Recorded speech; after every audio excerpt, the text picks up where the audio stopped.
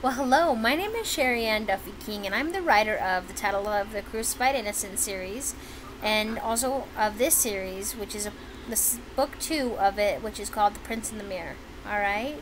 Now, we left off on chapter 47 at the end of that in the last video. We're going to start up from chapter 48 onward, okay? Now, if you at any time hear a child's voice playing on the game system, I apologize. I have no workspace, so this is just how it's going to have to be. Whoa. Now, thank you so much for tuning in. Let's get started on this journey, alright? Or continuing on with it. What Betty you made? Now, chapter 48, Prophetic War. By me. Da da da. Guillotine sirens crept up the sides of the bank, their finned blades split in two, pushing them to stand on huge claw-like muscled legs, with two tails that spun huge desolate blades that are fast and mean. They scream horrendously. Smoke and haze filter the atmosphere as the rain pounds hard. They fight constantly against the heated current. Akmalutra, seated on his red-scaled dragon, screaming a war cry like no other creature. He is mistaken as a flash of lightning ignites in front of him, blinding him for a second. He rubs his eyes with his free hand. When he focuses them, a huge blade is headed for his neck. Akmalutra hurries and throws his sword to block the attempt, knocking the sharp blade of Imbala off course. He follows the blade to the hand, and up with his eyes he sees red hair flailing and green eyes that reflected hate, anguish, and one goal. They would not cease fighting until the bastards lost and life would be restored.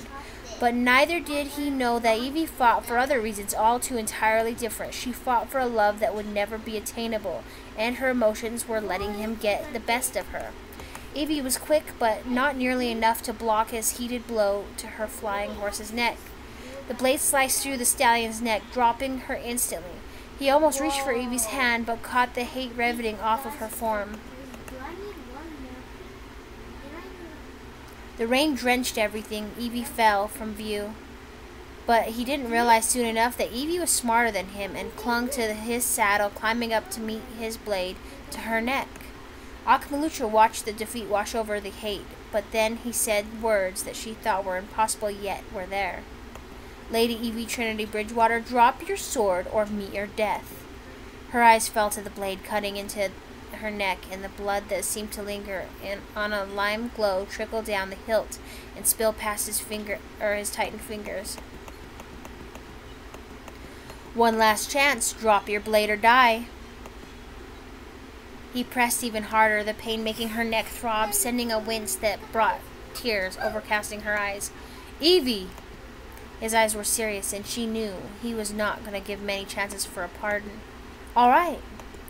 Evie screams over the thunder that rocked the planets. She dropped all her weapons, feeling helpless.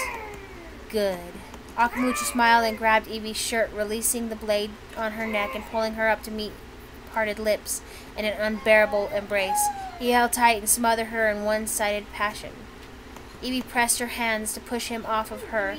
When he continued to ignore her hysterics, she reached her fingers up to the right side of his face and scratched with all her might. Anger rose off of his form as his skin morphed from human to lichen. Fur sprouted and his nose held tight against her cheek. He still refused to let her go. She pressed once more against Sire Akmalutra's furred snout, pushing his whiskers away from her lips. Evie's hand ignited and a powerful surge sprouted from her fingertips and palm. The heat ricocheted a wave of anger that stung him, knocking her back out of his arms. Evie fell but was caught by Prince Ark, who was flying from tree to tree on his pet spider Imed. She was grateful to Ark and his pet Imed. Thank you, Uncle Ark. You're welcome, Ariana. Prince Ark's voice was rasped and heavy from the smoke and bloodshed he wished he was in at this moment. The spider flew low to the ground as Ark drug his sword inches from the ground, slowly brushing Evie's sword up and flinging it into her open hands. She caught it with great expertise, then kissed him on his moss-colored face. Evie jumped from Imed, falling on her feet and joining in on the battle that help keep the odds in their favor.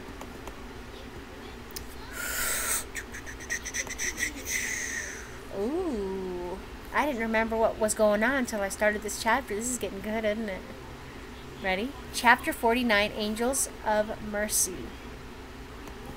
Hours into the fight, Evie watched frightfully for the odds to stay in her favor, but the dark creatures of delusions kept swiping through her armies.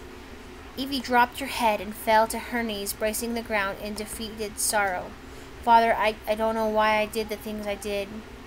If I could turn back time, life would be better. I'm sorry I disobeyed. I know that if I could reach the stars, I would show you how much I'm sorry. I was too proud to tell you I was wrong and blind to the consequences. Please, Aneo, I'm begging for forgiveness. Even if I would never get it, I didn't mean to hurt you. Please help us. We don't deserve to live in the darkness any longer. Oh, please. Get chills? I got chills too. Tears fell from Evie's face like rivers of chaos. Bright streaks of light broke the rain clouds. Evie looked up, catching the image of hope and love. Her Aneo had answered her prayers. Nevo seraphs began raining down from the heavens, slicing through the darkness like flames to gas. Akamalutra's soldiers started to fall like leaves in fall, dropping left and right. Akamalutra screamed anger toward the cursed heavens, anger toward his god Aneo for making the tables turn. All he wanted was Evie. Was that too much to ask for? Apparently so. Akamalutra turned his red-scaled dragon Ates toward his tower above crippled rocks. Akamalutra dropped off of Ates and climbed through the window. He hit the ground with a splashing thud and ran for his book of Arizuna. Akamalutra grabbed the book and turned to the window. In front of the light stood 3 figures, 2 Nevo seraphs, weapons drawn, and Evie standing in the middle. The sight was awing. Akamalutra lost sight at the moment on what he was doing.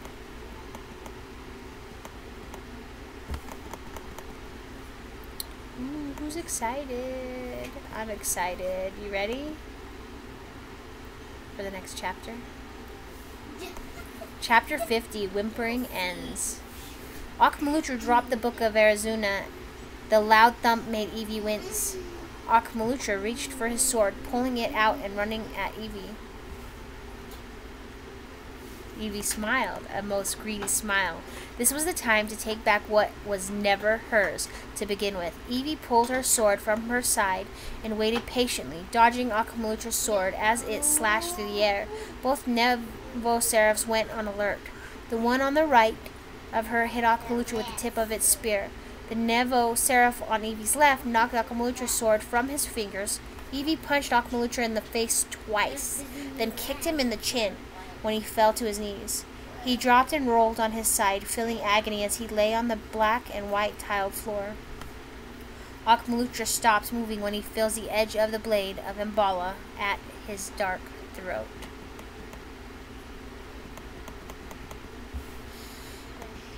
Dun dun dun dun dun dun dun dun dun dun dun dun dun dun dun dun dun dun.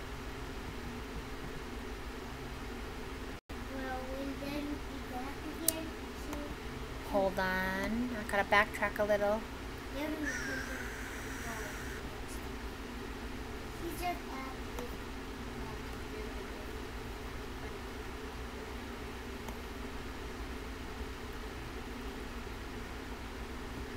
I guess I am at that chapter. Wow, I read fast, huh?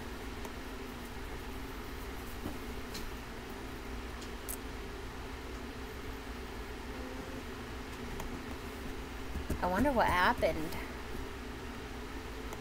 Chapter 51. Surprising Endings. 5 thuds sounded behind Evie and the Nevo seraphs. Evie took a quick peek behind her shoulder to the window. Blocking out the light were Lucy, Raylos, William, Aiden, and Iolus. They all circled the room as 4 more entered: Caleb, Ollivander, Prince Ark, and Queen Bristol. All swords were drawn toward Akamalutra. Akamalutra tried to crawl away, but the edge of Iolus's boot knocked him dead center of everyone in the room. Blood gushed from his cracked mouth, but Akmalutra just smiled and coughed up blood and laughter. Evie tried to push the chills from her body, but they wouldn't go away. In her eyes, Akmalutra was a coward.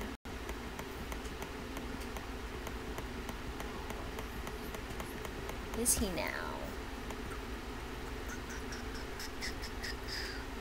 Chapter 52, Prearrangements. These are short chapters, aren't they? There's so many and they're so good. Evie held her sword pointed and in silent thought. King Caleb was the first to speak. Ariana, my sweet lullaby. It's time to end this. Take him and shred his flesh from his diseased carcass. Evie glanced up and around, still in thought. No, Father, I have something much worse than anything we could have thought of. Evie smiled. She couldn't help but reach for her sympathetic side, feeling the humanitarian in her emerge. Akmalutra, you will live, alone and away from me and anything good. I will allow you to keep your palace and what soldiers are still breathing, be it if they're lame or not. I wish to never witness the likes of you ever again. Be this our last meeting, for if we meet again, the consequences will be dire. Evie kicked him so hard that it knocked him out on the floor. She lifted the blade of Imbala, smiling with all the might she could conjure, and sent a powerful cry of victory out the window. They left Akmalutra in his wet and bleeding state.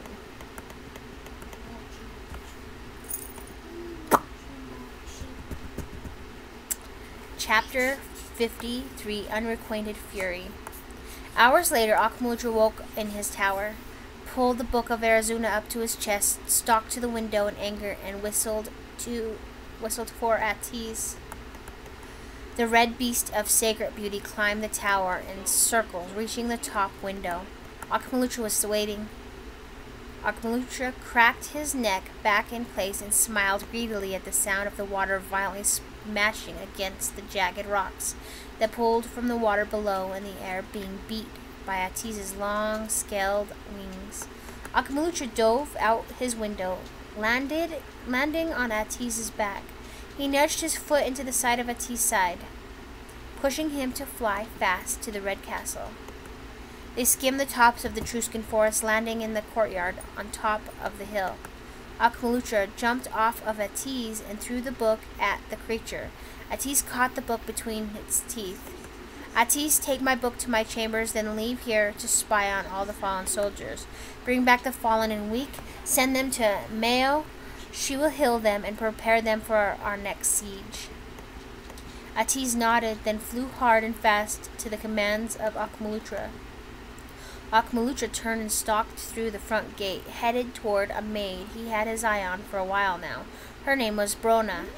She had nurtured his heartache when events turned sour the last time. She was a young girl the last time, but he now needed something from her, and it wasn't what she would expect. Brona was in his room making his bed, the heat of the fireplace making her sweat sizzle off of her brow. She walked over to the pillows and started to fluff them, when a figure shadowed from behind, blocking her light in a canopy. Brona turned, and Akmalutra pushed Brona onto the bed, knocking her brown curls across her face. "Sire, what are you doing?" Akmalutra spat in disgust. "Doing what needs to be done. She made a fool of me, and my anger needs to be released, and this is how I'll do it." Brona's blue eyes reflected fear. She had never been with a man, and Akmalutra knew that. "Please, sire, don't do this, please. I'll do anything for you, but not this. I'm to be married next spring. I want to be pure for my wedding. Please, sire, let me go." Akmalutra pushed her back down on the pillows and took her. His thrust of anger ceased little by little. He tried to be gentle, but every time he slowed for her comfort, Evie's face kept washing over his mind. Then the anger flared up again. Hours later, Akmalutra crept out of bed, leaving Brona holding the sheets in her tight fingers, crying softly. Akmalutra felt bad and still frustrated. He left his castle, following the west wall of the Truscan forest to Byman's Pass, then followed the split of the road to Pinvoid Road, headed to Mextagon. The trip was short because he called upon Atiz to carry him swiftly to the Loose Dame loft. Inside, he stayed, enjoying many women's comfort till dawn. It made him feel like a god, but he left all the women but the hostess feeling pretty battered. Dawn was creeping across the land. Akmutra flew back to the Red Castle and met most of his men, all whom that has been repaired by his most precious mail. There Akmutra conversed with his trusted soldiers and gathered ideas for the future siege. Intense chapter, huh? But you know, he'll get his in the end, won't he? Chapter 54, Nifty and Bala Goodbyes. Evie gathered her courage to say goodbye to all. As she gathered her belongings, hugging many friends, and climbed the wooden plank to the Ecuadorian siren, she turned to the banister and waved, smiling deeply for accomplishing all that she had come to do. The Ecuadorian siren lifted out of the water after reaching the columned waterfall. The clouds whisked by, but Evie wasn't worried. She grabbed her belongings and walked to her cabin. The door creaked a welcome. That was soon disrupted by someone grabbing her arm and yanking her through the door, closing it fast behind her. Whoever it was, pushing her against the door and kissing her deeply. Their chin was peppered with stubble. Evie loved a freshly unshaven stubble. It was the sexiest thing that came across her mind. She reached up in the dark and wrapped her fingers through the shoulder-length, cool, silky hair, her fingers twisting and massaging. Evie was lost in the kiss, so deep that she didn't think anything of it. She felt accomplished. Everything she had gone through, and this kiss, desperately passionate kiss, was a reward. Their fingers and palms wandered, and the pressure of their warm body against hers was exotic and erotic. Her emotions were getting the better of her. This is my favorite chapter. You'll know why. Promise. It's not because I'm a Herbert the pervert. A knock brought her back to reality. Evie held still. Their lips were locked. Evie pulled from the darkened stranger, then turned back to them, their breath warm and intoxicating on the back of her neck. Evie cleared her throat and fixed her clothing. The pounding at the door was interrupted by Evie. Who is it? A voice as clear as a bell came through the wood. Princess, are you well? Evie thought for a moment, then creaked the door open to the person. Light exploded around the cabin. Yes, I am. What did you need? The boy's voice stopped in mid-thought, then continued.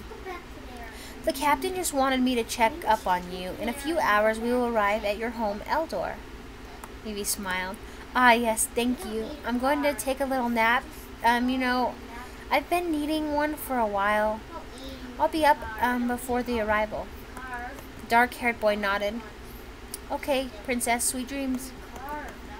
Evie closed the door, locking it, then turned around to the man who had just a few moments ago helped her heart gallop. I've missed you, Aiden. May we lay in bed and hold each other and forget for a few hours where we are? The darkness still infiltrated Evie's senses. Of course, Evie. I would love to cherish these last few moments we have with we will have with each other. Aiden held Evie's hand gingerly in his and guided her to the bed, where he held her and they laid, becoming one whole. So you remember that this isn't an actual bed, right? It's a canopy. I don't know why I wrote it as bed, but it's a bed, sort of. Or not a canopy. Maybe it is. It's a net hooked up across the room. Anyway, that's what they're in. Evie, and he's asking her a question now. Evie, have you ever thought of marrying me and us running away together? Evie smiled. Yes. Aiden coughed. Then let's do it. We could find a man of Aneo to wed us immediately. Aneo is another word for God, just so you know. Evie smiled and the ship rocked. Aiden, it wasn't written in fate for us. Aiden frowned, hugging her closer and deeper. Evie, we make our own fate. You have shown me that as plain as day. Evie thought for a moment. Aiden, I am sorry to tell you this, but I've been promised to King Reed from Arkmida. You are his walking creation. Aiden loosened his grip, then held firm.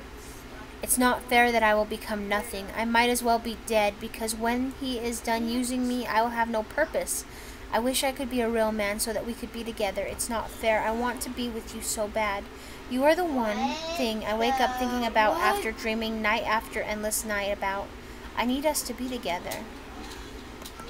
Evie turned to face Aiden. They were still holding each other. Aiden, you do have a purpose, and when we get home, I will have him give you real life, where you can set your own life and tempt fate however you want. The ship rocked again, then stopped. Evie fell asleep in Aiden's arms. Yes, my dearest Evie, my sweet love of my only forgotten life. I pray your dreams are as sweet as you, but by morning I will fastly fade away. I love you, as I've loved no other. Aiden pushed up on his elbow, then took his free hand from around Evie, lightly brushing the hair away from her slumbering face, kissed her gently, then leaned back into the pillows. The dark will begin to rise, and I hope that you're ready for what's to come next. Don't, my love, bow or break. Stay strong for the next horizons till lift against the current of shadow. Never give in. I love you. Aiden continued to listen to Evie's steady breathing. Flickers of light began to trace through the cylindric window, slowly splaying out and around. Aiden tossed his fingers to block out the rays of dawn. His fingers started to shed to sand. Aiden glanced back down at Evie, bent low, and kissed her while whispering, Hold on, my love. Keep holding on to the bitter hope of life itself. Do not cry for me, as we may meet again. Sweet dreams, my sweet lass. Then his lips dropped to beach sand, lightly blanketing the side of her cheeks. No. You understand why that's my favorite chapter?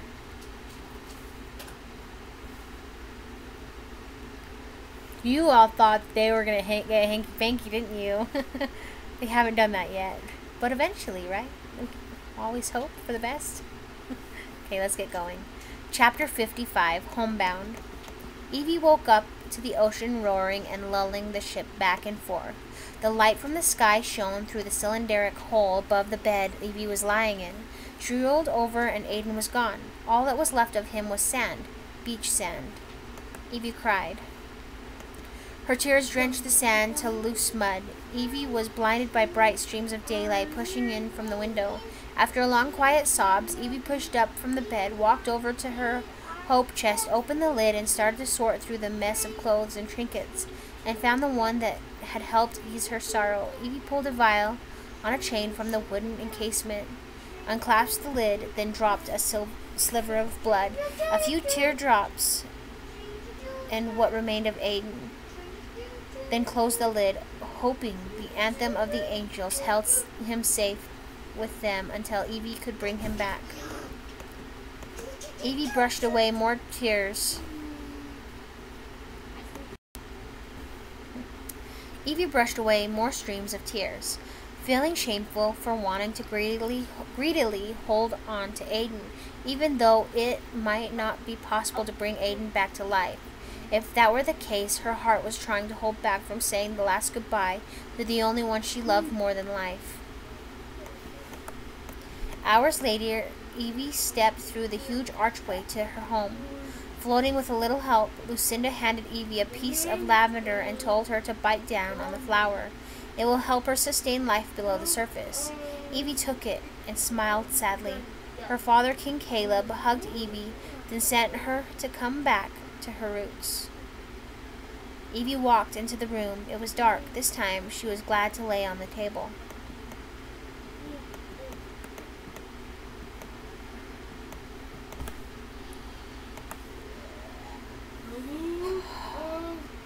Chapter 56, Back to Normal. Evie woke up on the same table she had slipped into a dream realm on. But the only thing that she was thinking about was Aiden. Tears welled up in her eyes.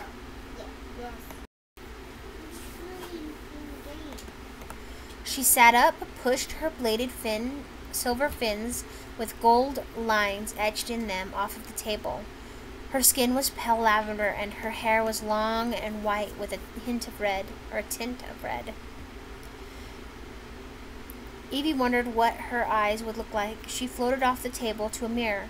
With little light illuminating the room, Evie saw deep jungle green eyes with specks of sky blue and deep lavender. Her fingernails were long and black with white square tips on the ends, or at the ends. French manicure. She brought the vial of Aiden to her cheek and submerged herself in deep thoughts.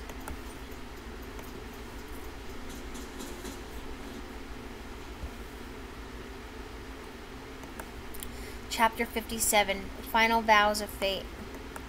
Ariana leaned toward Reed and sealed their fate with a soft honey kiss. She did love him, and they were fated by a nail himself to be together. Remember, Evie and Ariana are the same person, right? Okay. She just goes by Evie most of the time. Ariana's her siren name. Evening fell upon the castle as Ariana sat at the edge of her coral shell bed. Reed floated in, his tan chest shimmering under the water light from outside of the castle. He glided over to Ariana, smiling. Finally! It's been so long I fear we would never be married and retired from our destiny. What is wrong, my love?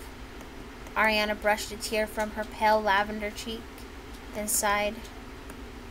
Reed, Aiden is gone.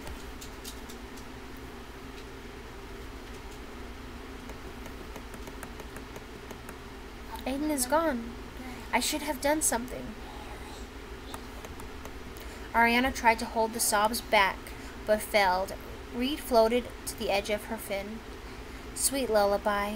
I will make your sorrows disappear, but it will cost a lot. Ariana looked up and cleared her eyes of tears. Whatever it takes. Reed coughed to clear his throat. I'll need him from around your neck, but if I make him real, he will have lost all memory of us, and you will have lost all memory of him. Would you sacrifice your own sweet memories of Aiden for his salvation and freedom? Would you? Oh, Reed, I will do anything for him. He deserves to be as real as you and me. Reed took the necklace vial from Ariana's fingers, lifted it into the air, then slammed the vial between his fingers and palm, smashing it eternally. A white light escaped the vial, blinding Ariana, then a soft glow of smoldering smoke escaped, circling around Reed's hands. The smoke stopped, looked over to Ariana, then she heard this. Okay, are you ready? It's a whisper. Thank you, my lass. Ariana felt shivers, then another white flash knocked her back onto the bed. Minutes later, Reed was floating above Ariana. Her lids flickered a bit, then focused. My prince, my love, what are you doing? Reed helped her sit up. My sweet lullaby, you must have fallen asleep while I took so long. I'm sorry for ruining our honeymoon. Ariana smiled. All 3 rows of her teeth pulled out for the entertainment of Reed. I forgive you. Ariana pulled Reed in for a kiss, and then the bed collapsed around them as the night grew young for their romantic time together. The bed's a seashell. Think Little Mermaid. It's a clam shell. Big one. There's no clam in it, though. Just saying. Chapter 58. Here, the Hereafter. 9 months pass, and Ariana's happy for the future. Her stomach is swelling with great hope and pride. Resting on the window seat, her bladed fin tucked around her protectively. Her calmness interrupted by a shivering pain of chaos, her stomach begins to move. Like a bladed snake, two tiny swirls dance beneath her pale lavender skin. A shriek of agony and all lights go out. When Ariana comes to, she is tucked safely beneath her covers, anxiously awaiting her 2 babies.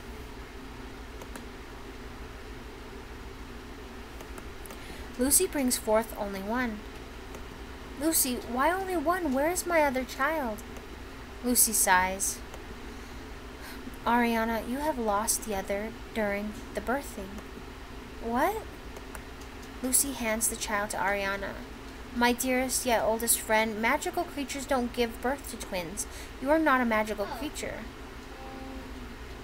Yet you give Reed twins. Do you not remember who you are? Ariana cradles the baby in her arms, lulling the sweet infant to slumber. Lucy, I am Leo, and my true father is Aneo. I have not forgotten, nor do I lose my faith and love in him. But no one is to know who I truly am, especially Reed and Caleb. Lucy smiled and took up the other blanketed child, bundling it up, then turning to Ariana. This child has passed during childbirth. You must not suffer. The child will be put to rest and safer than the stars before us. Ariana dropped a few tears. Do what you must, my friend.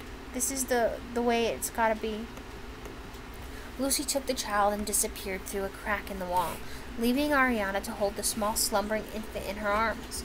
Ariana reached down to the baby and kissed her on the forehead, knowing that an archangel, or in her language, and Nevo, Seraph,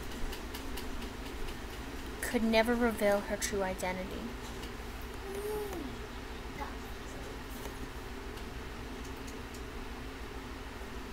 Chapter 59. True Meetings of Fate. Ariana sat up in her bed, feeling more pride in this one single moment than she had felt in her whole existence. Her child Margaret would meet Meredith and Lusuasing's small boy Alfred for the first time. Ariana wanted to meet Alfred more than she had the first time she was aware he existed. Ariana held onto Reed's hands as Alfred walked down the hall to the clam bed that she was in. On either side of Alfred were his parents, Meredith and Lusuasing, smiling in joy. Alfred was a 2-foot tall boy, with tassel black hair and almond-shaped eyes, with the most exquisite eye color Ariana had ever seen. Dark sea mist blue, with a beautiful olive complexion. His smile broadened as he ran up to Ariana and Reed. Hi, my name is Alfred. Ariana took his hand and smiled back. Hello, Alfred. My name is Ariana, and this is Reed. We're finally glad to meet you. The boy's smile broadened. A shiver of water passed over his form. His mother, Meredith, spoke. He's still trying to grasp onto solid form, but he's as excited as ever also. Alfred pulled himself back together. Oh, wow, what's that? He was pointing to the bundle on Ariana's lap. Sweet Alfred, would you like to meet Margaret? He brushed closer, his cool breath sending bubbles around the room. Oh, yes, she is very beautiful. Can I marry her when I grow up? Ariana laughed. Dearest Alfred, you have my blessing, but I fear you must also get permission from King Reed. Ariana smiled at Reed, who was also holding back a laughter at how cute the 2-foot tall Alfred was. Alfred hopped off of the bed and crossed to Reed, bent low on one knee. Your Highness, sir, may I ask your most beautiful daughter Margaret's hand in marriage? I would take loving care of her for all of the existing eternities.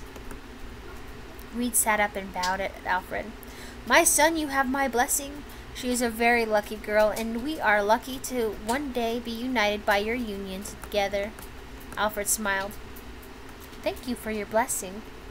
They shook hands, and Alfred formed into bubbles and moved away very quickly to Ariana and Margaret. He opened the sliver of cloth and kissed the baby on the cheek. In reply, he got a gurgle. Reed smiled and said, Looks like we all agree on a beautiful union. No complaints from the bride. The whole room exploded in laughter. Chapter 60, Chaotic Sieges. With little help, Akmalutra's soldiers broke down the walls of Archimeda and destroyed everyone and everything in their path. A huge clatter of screams and explosions woke Margaret from her slumber. Ariana had just laid the child down for the evening. Lucy pushed into the entryway, then closed the big double doors shut. Ariana handed Lucy Margaret and helped them escape through the secret passageway in the wall. When the passageway closed, the double doors behind Ariana slammed open. Ariana turned around to meet Akmalutra standing in the only exit. Ah, Evie. Barely recognized you. Reed floated at a fast speed around the corner from behind Akmalutra. His sword was drawn. Akmalutra turned and jammed a deep sword into Reed's flesh. Blood gushed away from his life form. I'm not going to say this out loud, but someone screamed no.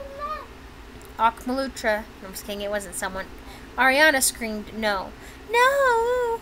Okay, I know, that sounded funny, right? But imagine it, no, and a lot of yell marks. You know, the line, dot, line, dot, line, dot, line, dot. She screamed loud.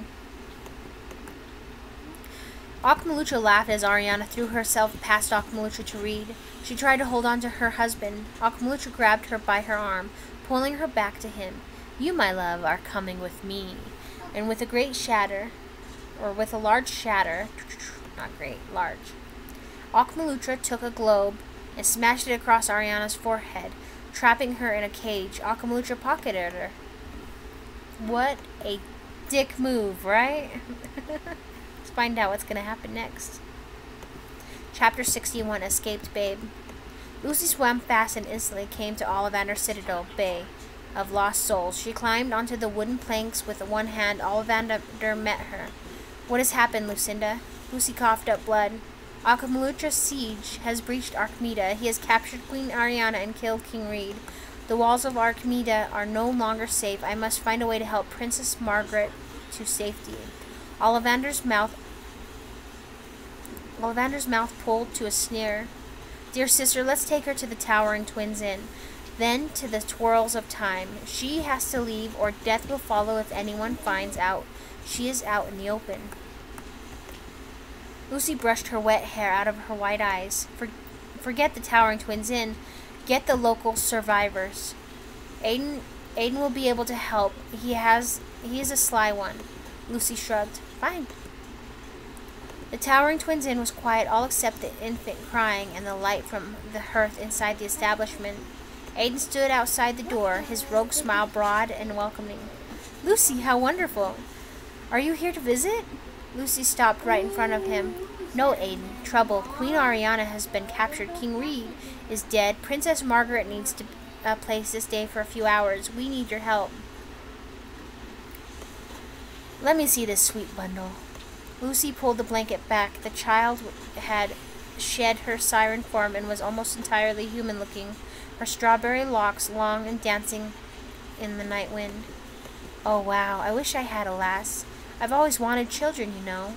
I fought to help Imbala and Eldor, but I don't remember meeting Queen Ariana or King Reed. Everyone says we were very chummy and that I was in love with Ariana, but I think they are wrong. My lass is yet to be found. Lucy wrapped Margaret snugger. Yes, I don't recall. Listen, this is a life or death situation. Can you help us? Aiden stood tall in his brogue accent. Oh, yes, I will assist you with anything you like. From a distance, Lucy could hear the cries of Mary Elizabeth and Thomas Gregory Shaw's newborn infant. Fine. I don't know if that's a fine. That was said. The Towering Twins Inn was quiet, all except the infant crying and the light from the hearth inside the establishment. Aiden stood outside the door, his rogue smile broad and welcoming. Lucy, how wonderful. Are you here to visit? Oh, okay, wait. Okay, so here's what happened. I double stamped this, so it's like the same chapter over again within itself, so it psyched me out. Don't worry, we're back on topic.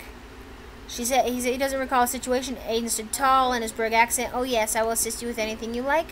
From a distance, Lucy could hear the cries of Mary Elizabeth and Thomas Gregory Shaw's newborn infant. They had another baby. Besides Marley, huh? And Will. Chapter 62, Twirls of Time. Lucy held Margaret above the vortex, kissing the child and dropping her into the twirls of time. She was gone, and a sigh of relief escaped Lucy's lips and lungs. Okay, twirls of time.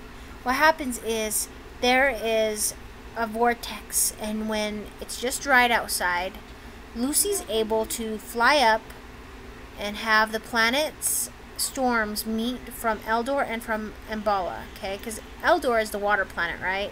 And Embala is where all the lichens are and everything. Either way, they have sirens on both, but they're different species of sirens. So, when this vortex hits, it's between both storms, that the eye of the storm, kind of like the way that in the first of the book, how Evie escaped as a baby the last time, okay? But this time, this is not Evie in this form. This is her daughter, okay? So we're clear? Okay. Because last time she gave birth to a child, but it wasn't a child. She was shedding her sick form and regrowing so that when she was put it back together, she'd be stronger and wiser and stuff, right? She's just healing her magic. Okay. So Lucy held Margaret above the vortex, kissing the child and dropping her into the twirls. A time she was gone, and a sigh of relief escaped Lucy's lips and lungs. So that's what happened. That was the recap. Next chapter.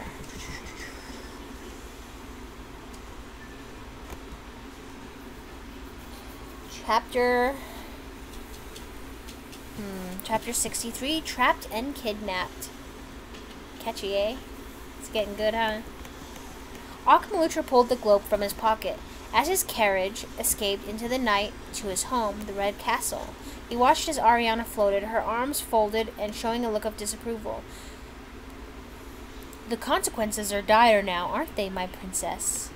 The night floated around Ariana as they continued to trawl up through the countryside. She would not cry in front of this coward. She's mad. Just killed her husband. Took her child. Chapter 64, Infuriation. Lusuasing burst through the door of King Caleb's great hall, blood gushing out of every wound. King Caleb, Archimeda has been breached. Queen Ariana has been kidnapped, and King Reed has perished defending her. Akmalutra is behind the siege. King Caleb pushed himself from his throne. That's her father, remember? Infuriated, he started giving commands. His Sirenic soldiers followed every command. War had been started, and he would get his sweet lullaby Ariana back. Oh. For every action, Akmalutra, there's a equal negative or positive reaction, but he don't know this yet, does he? But he will. Chapter 65, Pieces of My Heart. Akmalutra walked over to his fireplace mantle and sat Evie in the globe on it. You were supposed to start a family with me. How could you not know it was written? Ariana laughed, but Akmalutra couldn't hear her. The globe shielded her voice. I will fix you to be mine, and now that you are recently a widow, well, we're engaged.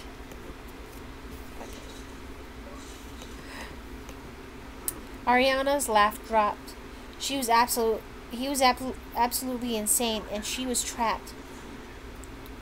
After hours of concentration on his grimoire, Arizona, his pessimistic side dropped to sheer panic. He grabbed the globe in frustration and threw it into the stones below his fireplace. It shattered, and what lay in front of him amazed him. Evie's naked human form lay, wet and cold, her peach skin shivering. Her curves were intensely bare. Akmalutra grasped onto his silk sheets and draped it over her lonesome form. Akmalutra reached down to help her stand, but caught the hostile look lingering on the edge of her icy, unrealistic, otherworldly eyes.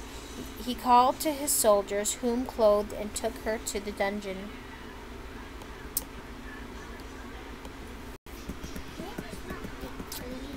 Chapter 66, Unchaliced Chains of Sorrow. Soon, Evie had been taken back to the dungeon. A pungent odor seeped from the walls. Torchlight flickered, letting shadows dance in humiliated jubilance. Evie dropped her head in defeat as the silence around her caved closer to cracking her sanity. Akmalutra steps through the locked gate. Ah, Evie, it is good to see you in this form again. The other was giving me the heebie-jeebies. Evie pulled her tear-stained face from the dirt floor and locked eyes with Akmalutra. Oh, that's all that makes you uncomfortable. Well, then that's going to be the beginning. You took everything from me. I gave you a second chance to start over and you burned your bridge, bringing my kingdom to chaos and killing my husband. Akmalutra sneered. Pain. You know nothing of pain. If you had stayed with me, you would have had it all, my heart included. Love would have been endless if you had just followed what was written in the prophecy. We could still conquer all before us and still live in peace. Akmalutra, I don't want your heart. Akmalutra was infuriated as he dashed across the dungeon to Evie, pressing her against the wall, the heat of his body pressing uncomfortably against hers, his whisper burning into her flesh. Oh, sweet love, you will learn to love, because you are never going to escape again.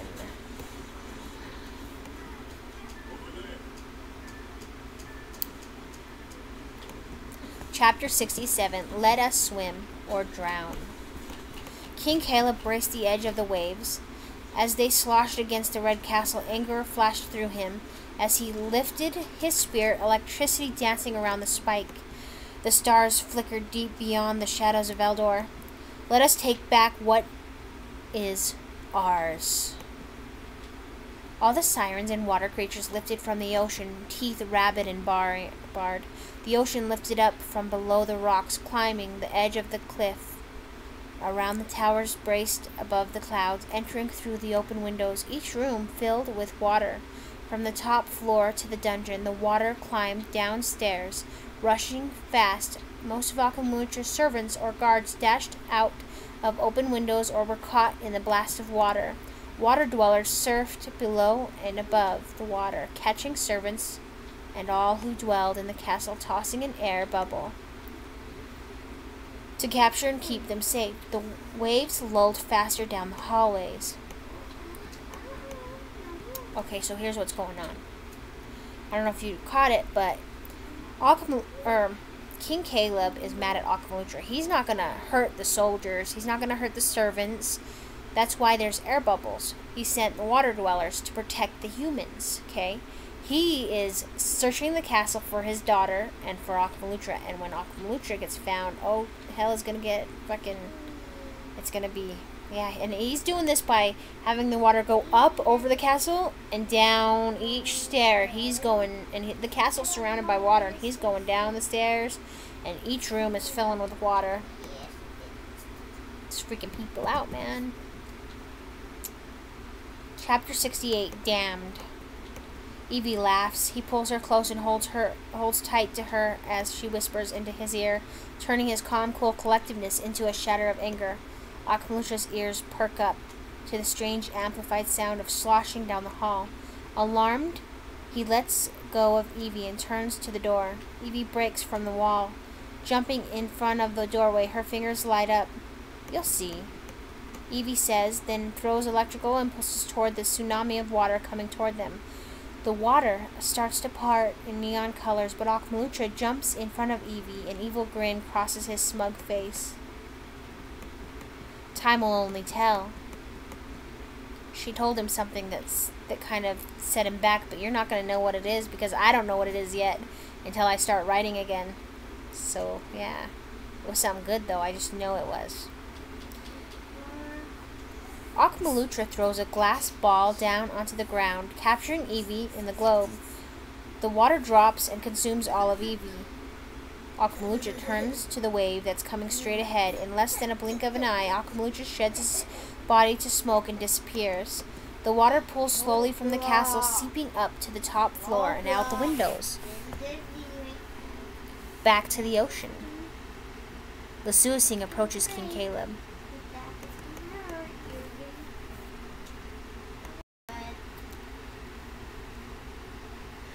My friend, she is nowhere in the castle, and Akmalutra disintegrated at the touch of the water. He is presumed dead. We have searched the castle.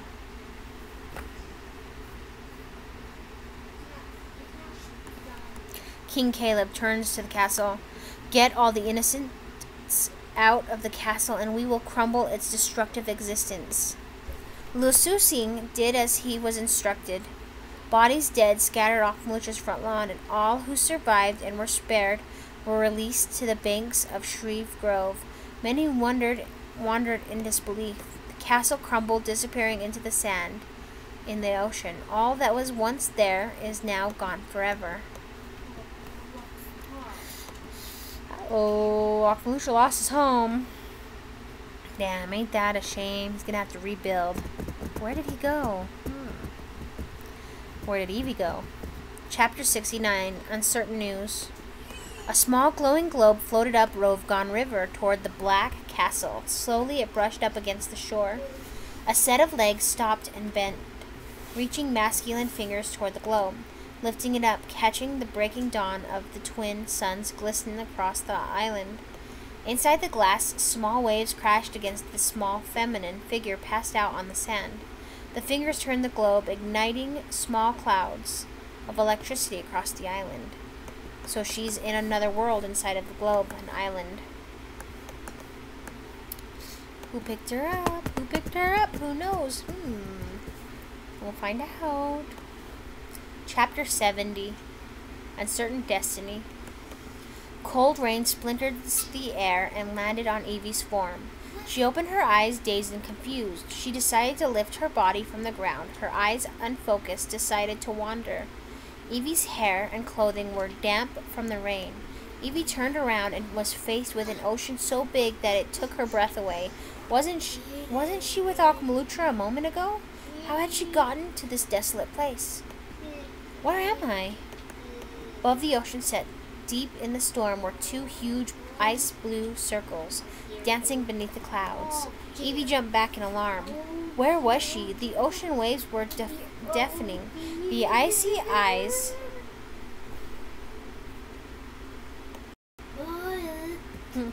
the icy blue circles blinked a few times, and a mouth all too familiar smiled greedily. With all else lost, Evie walks toward the ocean edge and screams. She screams the word help really loud. Okay. Help!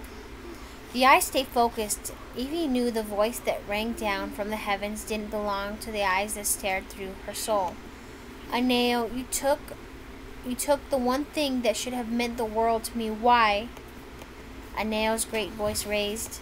Leia, you thought you were changing the tides of fate and eternal destiny, but dear child, you were doing what I prophesied you would do. How can you change what was meant to be done? Fear not, my child, Leo. You and Jude will just have to enjoy the show. Evie fell to her knees, letting the ocean waves brush around her sorrow.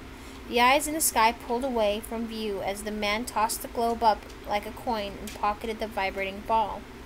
The man walked into the dust smiling as his brother's castle crumbled in the far distance. The end. Oh, this is going to be continued in book 3, which is Wyler's Water Dweller Secrets, okay?